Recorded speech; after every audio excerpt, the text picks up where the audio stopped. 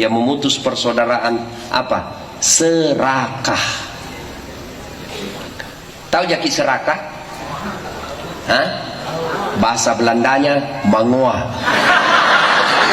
Itu mangoa itu dari Belanda, Pak. No?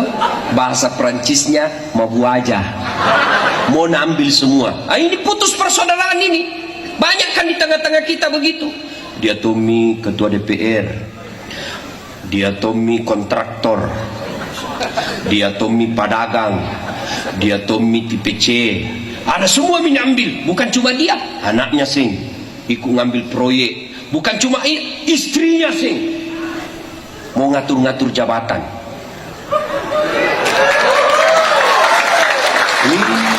Bikin bingung ASN kadang-kala, kasihan. Dia suka ki Pak Bupati, tapi kalau istrinya Pak Bupati tidak suka ki Ustaz, susah juga. Kalau gitu. Kenapa banyak tepuk tangan? Bukan di Majene. Ibu-ibu juga jangan menebar dosa, jangan intervensi, ya. Sampai ada yang bilang sama saya itu, biar sudah mau ditanda tangan sama Pak Bupati, Pak Gubernur, tapi kalau datang tipe-tipe istri ngamuk, tidak jadi ditanda tangan. Jangan, Mbak, ibu akan tanggung dosanya. Ini juga ibu-ibu, jadilah seperti Khadijah. Khadijah itu tidak pernah mengurusi, ya. Ini sekarang ibu-ibu banyak juga yang mengeluh, ya. Mengeluhnya kenapa? Karena suaminya tidak betah. Akhirnya dia jajalah suaminya. Dia anggap ini suaminya tahanan kota. Kemana-mana selalu diawasi. Baru 1 jam keluar suaminya menelpon, di mana kok Pak? Ada jadi Polres. Dia bilang balik-balik kok. Ada jangan ribut, udah dengar semua teman.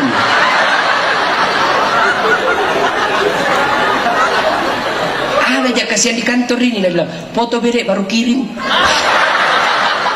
Banyak polisi begitu kasihan. Ini kasihannya polisi, Pak. Nggak ada itu polisi yang tidak takut sama istrinya. Nggak ada, Pak. Nah bilang itu polisi sebenarnya nggak takut sama istri Ustaz, cuma takut sama istrinya komandan.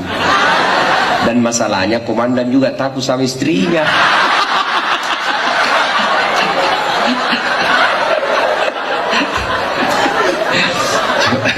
Bapak saudara-saudara sekalian, ya. Nah, yang membuat putus persaudaraan itu adalah keserakahan. Kenapa umumnya orang serakah? Karena yang dia pikir kekayaan itu hanya pangkat, kekayaan itu hanya kebun, kekayaan itu hanya duit, kekayaan itu hanya bangunan. Sebenarnya maka dia akan merasa miskin selama-lamanya. Tapi sesungguhnya ketahuilah kekayaan kita, kata Allah, fi ahsani takwim. Inilah badanmu yang sangat baik. Ini nih kekayaan kita. Tidak bisa diambil orang. Apa? Kesehatan. Jangan pernah merasa miskin, Pak. Contoh, ibu-ibu, Bu, oke, ku kasih handphone gratis, iPhone X, harganya 29 juta. Hah? iPhone XS Max. Mau? 29 juta harganya, ku kasih ke pulsanya 5 juta gratis. Mau? Pasti mau. Tapi begitu saya kasih ke ibu langsung tuli, nggak bisa mendengar. Mau ki? Mau di apa handphone kalau tuli maki? Halo? Ih, masalah si HP. Halo? Halo? Bukan HP rusak, tali kamu gelacak. Coba. Artinya apa? Yang mahal itu bukan handphone, yang mahal itu bukan seluler, yang mahal itu telinga. Allah kasih 2 gratis, tidak perlu kau bayar. Mau dikasih telinga, handphone 50 juta, 100 juta, tapi tuli, saya tidak mau.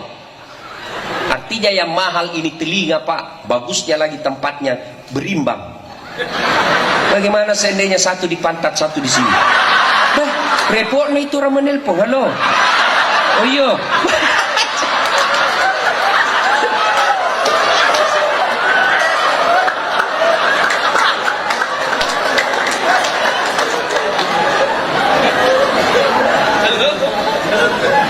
Kayak kita, coba telinga. Baru telinga itu. Oh, nih, kamera ini. Mahal semua ini, kalau dikumpul ini ratusan juta ini. Dikumpul. Tapi apa ini yang mahal? Bukan. Yang mahal, mata. Saya mengajar di Unhas mata kuliah fotografi dan sinematografi. Cara memotret dan cara bikin film. Itu saya ajar di kampus. Ibu harus tahu ini jenis kameranya, berapa megapiksel kekuatannya, harus ditahu berapa kekuatan cahaya ketika kita moto. Beda itu ketika ada cahaya begini dan ketika kita di dalam. Beda outdoor, dalam ruangan, dan di luar ruangan, itu beda. Harus ditahu berapa kecepatan angin ketika kita ngambil gambar. Harus ditahu berapa jaraknya antara kamera dengan yang kita mau foto objek. Itu harus diukur semua, baru bisa ngambil gambar dengan baik. Zoom out, zoom in, diputar. Fokus, kalau mau pakai yang gampang, autofocus. Itu harus ditahu semua. Tapi kamera profesional dia tidak pakai autofocus, dia lebih pakai yang manual. Nah, apa itu yang mahal? Bukan. Tapi apa yang mahal? Mata. Biar ada ini, kalau tidak ada mata tak, mau dipakai. Ayo, Allah kasih kita ini mata gratis, lengkap lensanya, zoom out, zoom innya, dia bisa lihat yang jauh, yang dekat, melalui apa? Retina. Pupilnya itu pupil Pak yang membesar, kadang membesar mengecil. Kalau Bapak lihat mata kucing, kalau malam dia buka besar, kalau siang dia tutup, itu pupil namanya. Ya, ini kita punya ada zoom outnya, zoom innya, itu pupil namanya. Coba Allah kasih gratis, begitu buka langsung fokus, tidak perlu diputar. Bayangkan susahnya itu polisi kalau dia pergi kejar penjahat, nak tunggu dulu. Oh, udah tembak, dah kasih fokus dulu. Coba susahnya Pak. Dan hebatnya lagi nih Matata, dia Allah lengkapi dengan sensor pembeda. Dia bisa bedakan mana istri, mana tetangga. Coba Pak, coba mati. Biar 3 tahun tidak ketemu istri, masih ditahu istri tak Pak. Itu namanya sensor. Allah kasih itu. Coba bayangkan seandainya tidak bisa dibedakan mana istri, mana tetangga. Tak tukar-tukar istri tak Pak. Kenapa ini malam lain-lain rasanya? Ternyata tetangga punya Pak. Masya Allah. Syukuri Allah kasih mata, maka jangan kau merampok uang negara. Seraka ngambil uang negara, maka tunggu. Begitu kau pensiun, uangmu yang puluhan tahun kau kumpul, maka akan hilang dengan cara apa? Keluar masuk rumah sakit. Tabungan-tabungan yang kita kumpul puluhan tahun habis untuk cuci darah, habis untuk masuk rumah sakit. Tidak cukup yang kita tabung, harta mertua pun kita tarik gara-gara apa? Kita terlalu serahkan ngambil barang-barang uang negara. Maka cukuplah ini menjadi peringatan buat bapak ibu yang punya jabatan, jangan ngambil uang negara. Syukuri ini, kasih ki mata, kasih ki gigi. Kita kira ini mulai ini gigi Bu. Gigi ini Pak, ada temanku, dia pasang gigi. Bukan gigi palsu yang boleh dicabut kan? Yang dipasang Pak, paten itu 22 juta satu gigi. Kali ini 32. Apa? Pegawai negeri, tidak bisa kau beli. Coba. Ada mahasiswaku pasang kawat gigi. Kawat gigi 17 juta ada pasangan ini. Apa itu kawat gigi mahal? Bukan. Apa yang mahal? Gigi. Biar mau kau pasang kawat kalau tidak ada gigimu. Apa kau mau pakai kawat? Coba luar biasa. Hebatnya lagi nih gigi tak Pak, dibatasi tumbuh panjangnya. Coba kalau dia tumbuh seperti rambut, keluar semua. Saya yakin susah jadi polisi kalau keluar mulutnya. Itulah maka syukuri dengan cara apa? Jangan serakah. Kalau kau ambil haknya orang, maka lambat laun dia akan menjauh sama kamu. Di kantor, jangan ambil haknya anak buah. Barangkali kau ambil haknya, dia tidak berani melawan. Kenapa? Kau pimpinan. Tapi lambat laun dia akan menjauh dari kamu. Keserakahan memecah belah kita. Ibu bapak saudara-saudara sekalian, pada akhirnya Allah Subhanahu wa taala berfirman, wa'tasimu bihablillahi jami'an wa la tafarraqu. Berpegang teguhlah engkau kepada tali persaudaraan agama Allah, dan janganlah engkau bercerai-berai. Sehingga kita negara Republik Indonesia diikat oleh 5 sila. Salah satu di antara 5 sila itu yang ketiga adalah persatuan Indonesia. Maka Nabi mengajarkan umat Islam itu, orang Majene itu seperti badan ini. Coba lihat badan kita, Pak. Tangan kanan gatal tanpa disuruh kiri yang garuk. Tangan kiri yang gatal tanpa diundang kanan yang garuk. Gatal dua-duanya, kerja sama, Pak. Begini mestinya kita. Begini mestinya orang Majene. Kata Nabi seperti badan ini. Coba lihat badan kita, Pak. Ada anak muda jalan-jalan tengah malam, tahan tuh kakinya. Kaki yang tahan tuh, mulut langsung berteriak. Indo, Pak Dina. Coba padahal kakinya yang tahan tuh, langsung matanya cari, mana yang berdarah, mana yang berdarah. Langsung tangannya mengusap. Coba, padahal kaki yang bermasalah. Tidak ada orang tak bantu kakinya. Siapa suruh kopi jalan? Jalan aku sendiri terus. Iya, satu sakit yang ikut lain merasakannya.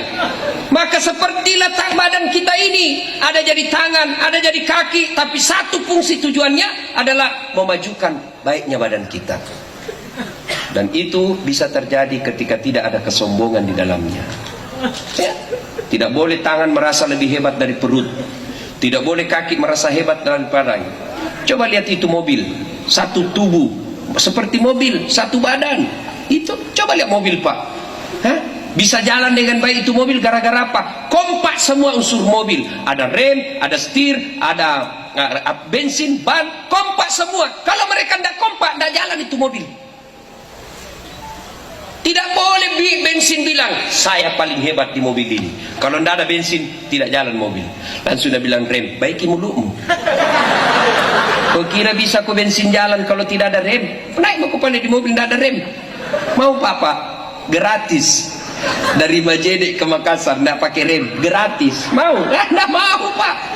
Coba. Nah, tersinggung juga ban. Nah, bilang kau kira kau saja jago, kempes ban. Bapak bisa jalan mobil kalau kempes. Begitulah kita di Majene. Ada jadi pedagang, ada jadi polisi, ada jadi tentara, ada ASN, ada jadi masyarakat biasa, ada jadi ulama. Berbeda fungsi, tapi satu tujuan, meningkatkan kesejahteraan masyarakat Majene. Insyaallah, kalau kita kompak, aman. Ya, kalau kita bersatu, indah. Musuh kita bukan polisi. Bayangkan kalau tidak ada polisi di negara kita, Pak. Mau kita melapor, tiba-tiba ada dirampok. Tengah malam kita dirampok, pergi melapor. Polisi saya dirampok. Mohon maaf, polisi sudah dibubarkan. Coba, mana repotnya ini seandainya tidak ada polisi, Pak? Bukan polisi yang jahat, tapi oknumnya ada yang bermasalah. Begitu ada yang juga, maka jangan anggap diremehkan, Pak. Tidak boleh polisi meremehkan orang masyarakat. Anggota DPR tidak boleh meremehkan masyarakat. Masyarakat tidak boleh menghina pejabat. Karena kita ini satu kesatuan. Kalau satu-satunya ini kompak semuanya, maka insya Allah kita damai. Tapi kalau kita berpecah belah, contohlah Syria. Negara Islam, tapi ribut. Contoh Irak sekarang. Tidak bisa nih, Pak. Kenapa ini kita enak dakwah di sini? Karena ada persatuan. Coba ini, kenapa Bapak betah duduk di sini dengar ceramah berdiri sudah lebih sejam? Kenapa Bapak betah? Karena kita bersatu kompak. Kenapa? Karena udah ceramah di sini. Coba kalau Bapak duduk saja tidak ada penceramah, mana bisa, Pak? Pulang Ki. Begitu juga saya tidak boleh merasa sombong, tidak boleh merasa saya hebat. Ini bisa begini karena ada pendengar. Coba kalau tidak ada pendengar, Pak, saya cerita sendiri di sini. Orang lewat dan bilang, lama itu sakit Pak Ustaz. Coba. Maka Bapak Ibu saudara-saudara sekalian, ayo kompaki. Ya, kita penceramah, enak ceramah begini, karena ini Majene damai. Kalau Majene ribut, tidak bisa orang dagang. Kalau Majene ribut, tidak bisa orang cari nafkah. Tidak bisa orang dakwah. Masa saya dakwah Hati-hati kok kepala kita. Saudara-saudara sekalian, hati kita. Tidak mungkin kita ceramah kalau kita dalam keadaan tidak damai, Pak. Maka wujudkan kedamaian. Kalau ini damai Majene, siapa yang paling pertama merasakan untungnya? Masyarakat Majene. Kalau Majene ini rusuh gara-gara pemilu, tetap jalan dilantik presiden, kita sudah rusuh, maka demi Allah yang pertama merasakan ruginya kita orang-orang Majene. Maka kita semua punya kewajiban untuk menciptakan kedamaian. Wa'tasimu bihablillahi jami'an wa la tafarruqu. Integrity is very important thing in development process. Persatuan dan kesatuan bangsa adalah proses paling berharga dalam sebuah pembangunan. Tidak mungkin kita bisa membangun tanpa kedamaian. Itulah sebabnya dulu Pak Harto punya asas pembangunan disebut adalah perdamaian, kerukunan, kedamaian. Tidak mungkin bisa membangun kalau kita rusuh. Ibu bapak saudara-saudara sekalian, banyak hal yang ingin kita sampaikan, tapi waktu jualah yang membatasi kita. Insya Allah lain waktu dan kesempatan kita akan lanjutkan.